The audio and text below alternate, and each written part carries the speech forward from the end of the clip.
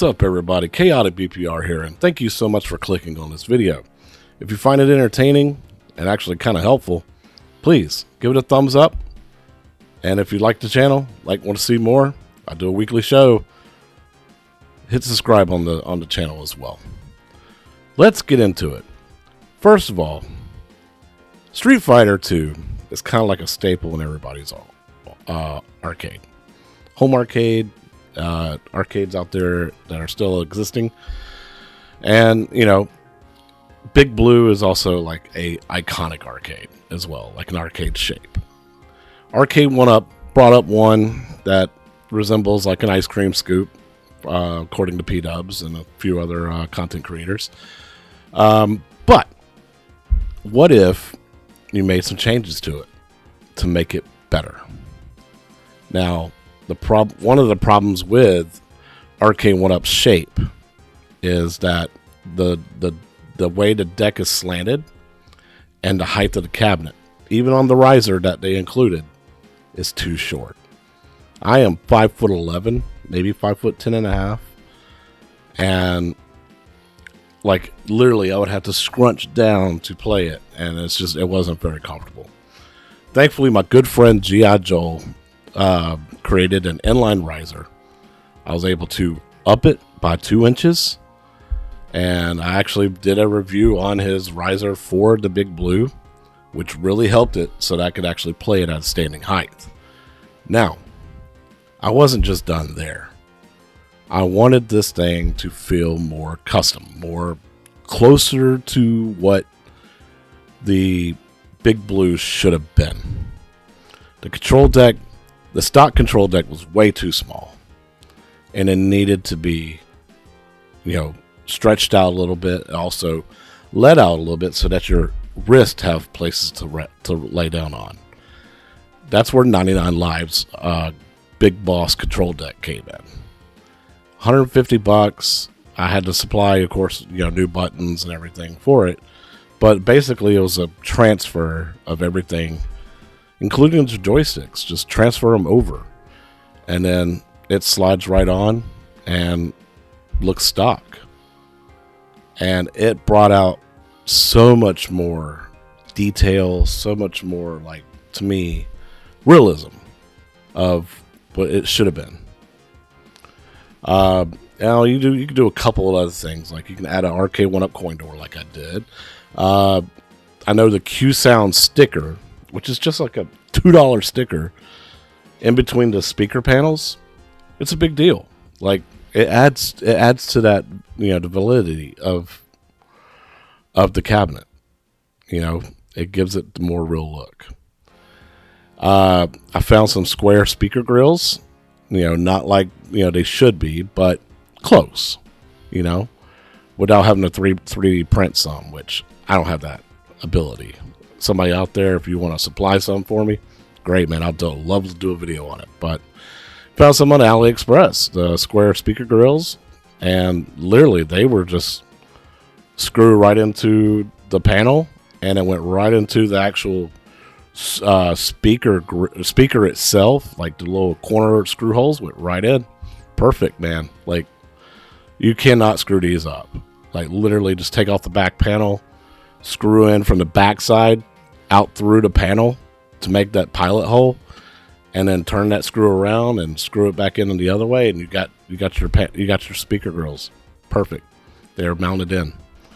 I mean, yeah, you can, double-sided tape them if you want to, but I wanted to make sure they weren't going anywhere, and they screwed right in perfectly. Also, the Capcom sticker that I put at the bottom, I wanted to add a little bit more flair to it. Got that from AliExpress for like $4. Hit perfect size, and it just added a little bit more custom flair to it. So, as you can see, like, the cabinet is the perfect height for me. The control deck, so much more wrist room.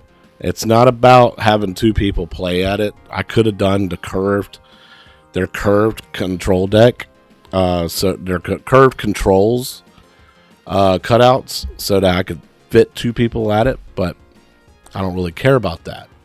What I cared about was my comfortability of when I'm playing, especially when I'm playing Darkstalkers. So, you know, and at the end of the day, how much did I spend on this mod? You know, roughly, I want to say probably about $300. You know, considering the control jack's about $150. GiJoel's riser was, I believe, $89 shipped. Speaker grills $5. A couple stickers $5-6. Buttons were about $38-40 with the new wiring harness, and the coin door was, you know, came from Arcade1up. All I did was call their customer service, and I bought a coin door for them. And it was like $15 for the coin door, and then like $15 to ship it, or $25 to ship it, something like that. But all in all, man, like $300. I mean, I got it from a friend in the community. The cabinet itself, brand new, in box, and I wanted it to represent more than what Arcade1up did with it. I know I could have made it better. And I feel like I did. I felt like I was able to accomplish that. What else could I do with it? Well, obviously, Buy Stuff has a 19-inch screen upgrade. I could do that.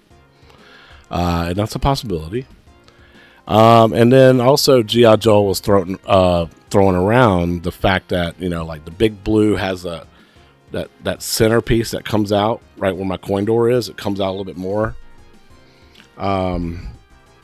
So that you have the double white edge banding, and you have that piece that sticks out a little bit further. We've been toying around with that idea of maybe throwing that on top of there and seeing if I can get to look even more like a real Big Blue. And that's something maybe we will possibly do in the future. But as of right now, it's probably one of the favorite mods I have done when it comes to building this cabinet. I love my Terminator 2 Buy Stuff upgrades and stuff like that. Turn it into Retro Shooter, adding a 19-inch screen upgrade, and all that good stuff. But when it comes to the actual look of the cabinet, I'm really super happy with what I did with the Big Blue, Street Fighter Big Blue. For you people that are in the community that have a Big Blue, I left all the links in the description so that you can actually pick these up if you're actually interested in doing this yourself. Like I said, man, it makes a big difference between what stock is compared to what I got it at now. I love this cabinet, and I think it looks sharp, and hopefully y'all agree. But thank y'all so much for watching, man, and hopefully, you know, this video has helped. Just because Arcade1up's not doing anything doesn't mean you got all these cabinets in your house, and there's nothing that you can do to mod them to make them better, to make you fall in love with them again, you know, or you know, if you're eventually going to be in the market of a real arcade, you know, real arcades, coined up arcades, you know, until then, do stuff like this, man. It's honestly, to me, it was really satisfying.